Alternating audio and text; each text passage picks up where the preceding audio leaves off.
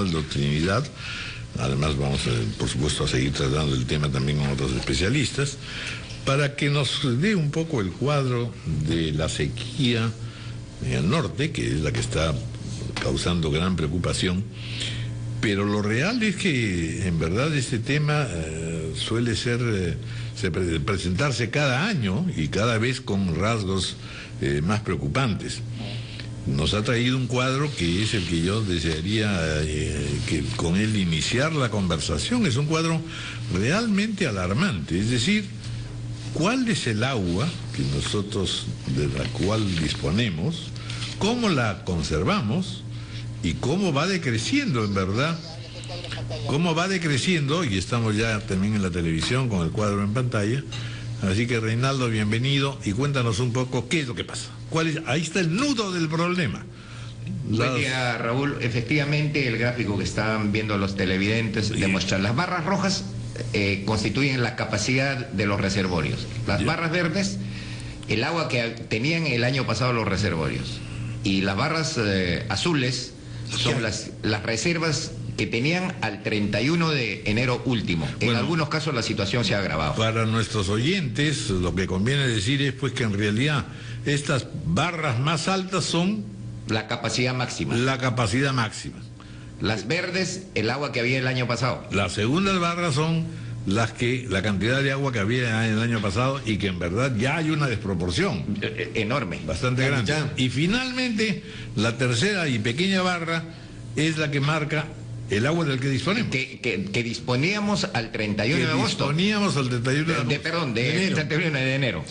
Y ahí hay un detalle, y ya no aparece San Lorenzo, porque ya no cabe en la barra azul, ya no existe. San Lorenzo Piura. Piura. Entonces la situación es dramática desde la vertiente occidental de Ancash para el norte. Es verdad que está lloviendo hoy empezó a llover felizmente, pero ha llovido en Talara, que es costa. Talara. Lo que tiene que llover es en los Andes. El periodo de lluvias en los Andes comienza normalmente en diciembre y se prolonga hasta marzo. ¿Y qué nos dicen las perspectivas? Los cálculos especiales, las observaciones preliminares.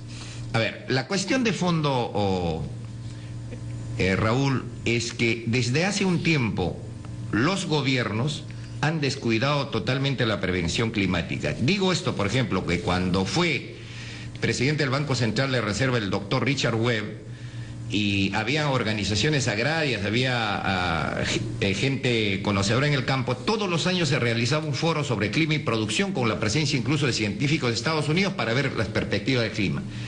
Desde el gobierno de Alejandro Toledo se ha olvidado totalmente esto y aquí tenemos las consecuencias.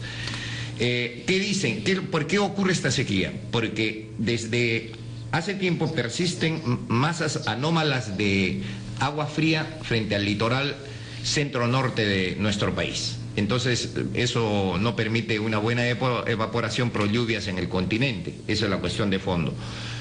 Sobre eso, sin duda, incide los efectos del calentamiento global que ha trastornado todos los patrones climáticos. Y no solo el Perú, el mundo entero. Alguien me decía desde el oficialismo ayer, pero nosotros no vamos a hacer llover. Dice, por favor, no podemos decir eso. Lo que decimos, hay que prever las consecuencias de lo que va a ocurrir. ¿Y cómo se hace eso, Reinaldo? Si hubieses escuchado con tiempo a los científicos del CENAMI, del INMARPE, del Instituto Geofísico del Perú, en el sentido, ¿va a llover o no va a llover?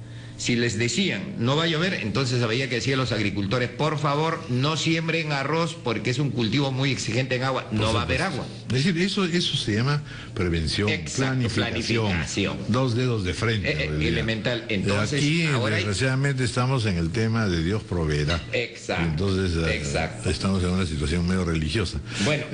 Te interrumpo un ratito para poder escuchar también al doctor Carlos Peña Reluz, presidente de la Junta Nacional de Usuarios de Riego del Perú. Él está en Lambayeque, así que está viviendo el drama. Así es, está en Jequetepeque. No, en Lambayeque. Está en Chiclayo. Fuerte sequía afecta el norte del país, ríos con poco caudal o sin agua por falta de lluvias. Don Carlos Peña, buenos días. Buenos días, señor Raúl. Gracias por atendernos. Bueno, estamos ante una situación pues alarmante, preocupante.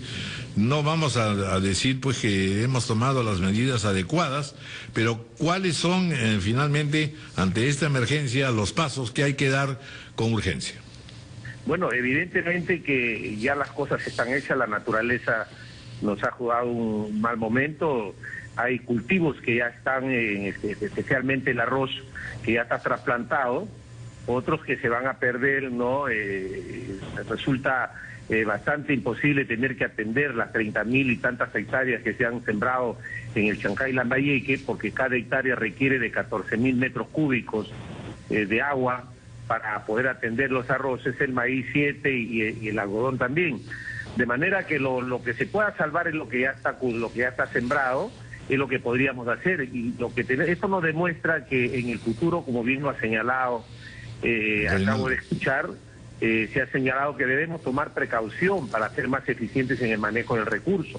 Hay que tener también nuevos cultivos que requieran menos recurso hídrico para poder atenderlos,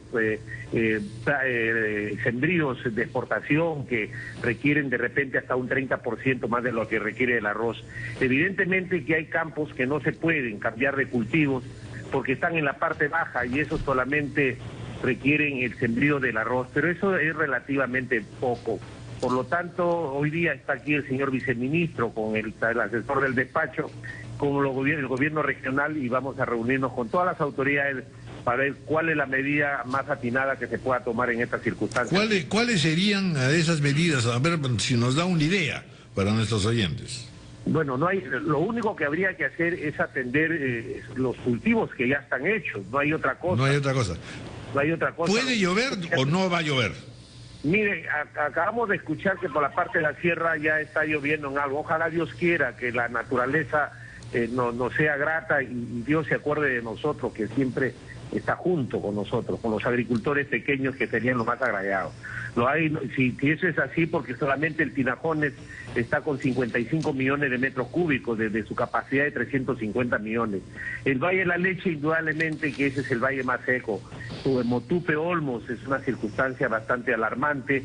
Los animales están muriendo por falta de agua y por falta de pasto. Como repito, levantemos los brazos hacia el cielo y el corazón también para que Dios se apiade de nosotros. Pero además de esa esperanza de Dios proveerá y católica, por supuesto, insistimos, o sea, ya, de repente no se pueden cambiar los cultivos, que el cultivo de arroz criticado porque consume mucha agua, en realidad ocupa un área reducida en la parte baja de los valles, pero para el próximo año, imaginamos que ya las lluvias, escuchando Dios en nuestras oraciones, llegan pronto y solucionamos de alguna forma esta situación de emergencia, si es que se puede. Para el próximo año, ¿qué se debe hacer para evitar una situación como esta, en su experiencia? En primer lugar, mire usted, yo vengo también de Jaén, Bagua, Amazonas, el río Marañón pasa lleno y esa agua se va a perder.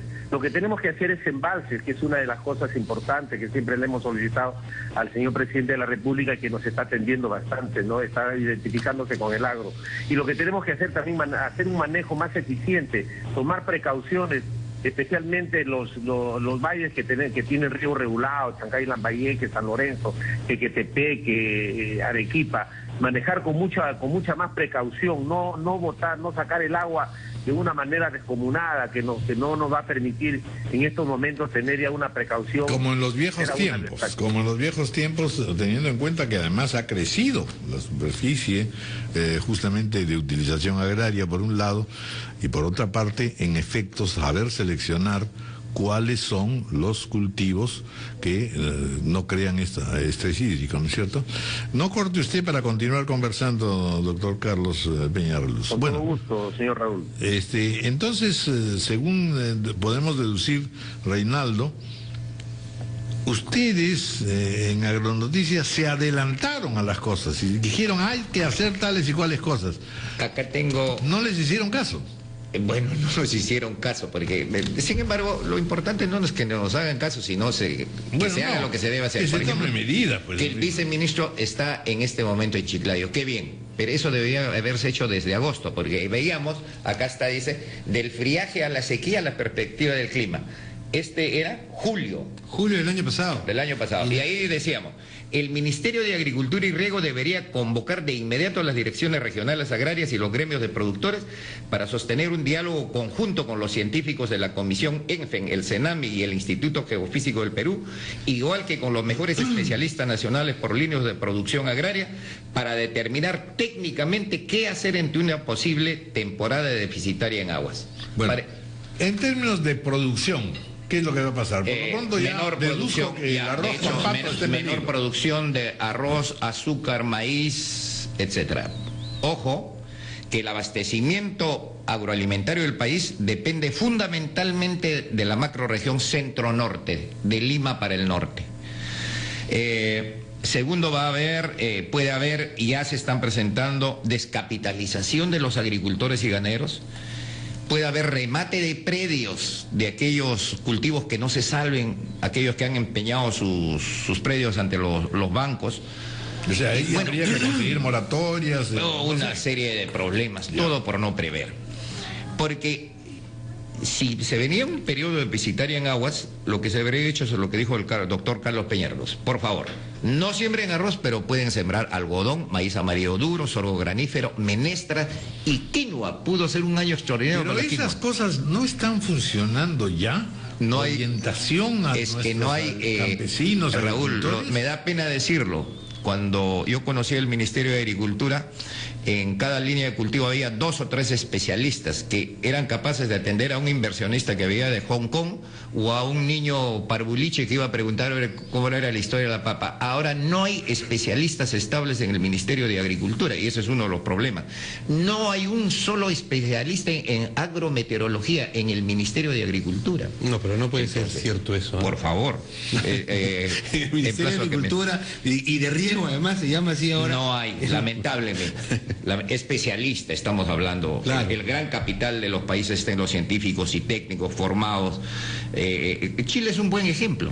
Yo estaba viendo hasta con sana envidia de los 12 asesores que tiene el ministro de Agricultura de Chile, hay 9 que son inamovibles porque el Estado invirtió en formarlos y estos caballeros están al servicio del país, no solo del gobierno de turno. Bueno, en fin, ¿qué es lo que se puede hacer de inmediato? Ojalá llueva. Y el gran mensaje de fondo es que tenemos que recuperar esa cultura que se tuvo hasta 1980, cuando nos golpeó el primer fenómeno del Niño luego de 50 años, 82-83. A partir de ese año, por iniciativa de la Organización Nacional Agrario, con el Ministerio de Agricultura que estaba el ingeniero Nils Eriksson y en la presencia del Banco Central de Reserva del doctor Richard Webb, se realizaban foros sobre clima y producción para ver las perspectivas de modo y actuar en preventivo. función de ello. Claro. No después, sino antes. Exactamente. Bueno, primero ponerse las medias y no los zapatos, ¿no? No, o si no, nos quedamos descalzos. Exacto. Entonces, ahora, ante la posibilidad de que pudiese llover, si llueve, salvar los cultivos, y si por si acaso se incrementaran las lluvias, decir, ¿cómo aprovechamos la disponibilidad de agua? Con cultivos de corto periodo vegetativo. A la vez habría que rehabilitar a los pozos artesanales y abrir otros en los valles que tienen acuíferos o cerca de la superficie. Prever un programa de ocupación temporal para generar los ingresos a los campesinos damnificados. Y una cuestión de fondo, Raúl. En nuestro país existe en las orillas de los ríos amazónicos una réplica del famoso delta del Nilo. Cuando los grandes ríos amazónicos bajan de caudal a partir de abril, dejan unas extensas tierras naturalmente fertilizadas que se llaman playas, barrizales y restingas. ¿Sabes cuántos hay?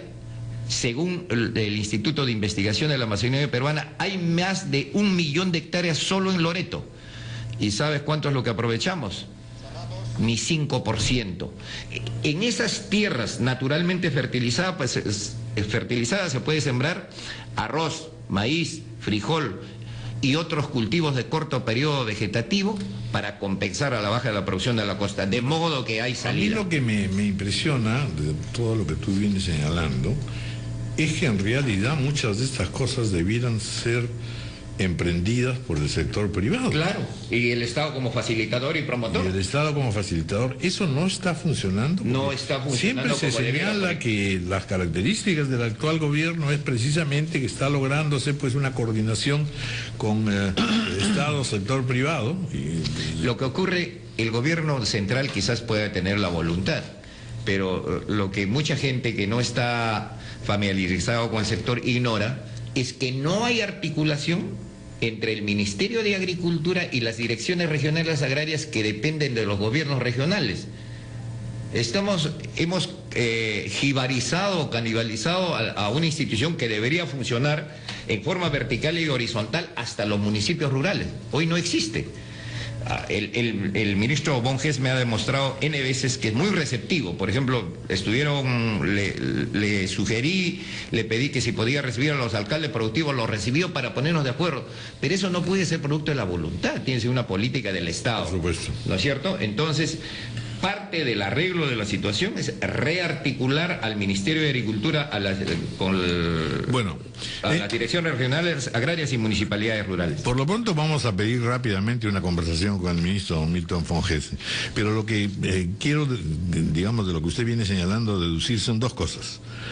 Va a haber escasez de determinados productos, los precios van a subir y se dispone o no ya de una política de importación. No deseo que eso ocurra, pero si la sequía persiste este mes, es un hecho. Se cae la producción de arroz, se cae la producción de azúcar, vamos a dejar de producir maíz, menestras, y sin duda va a tener que importarse.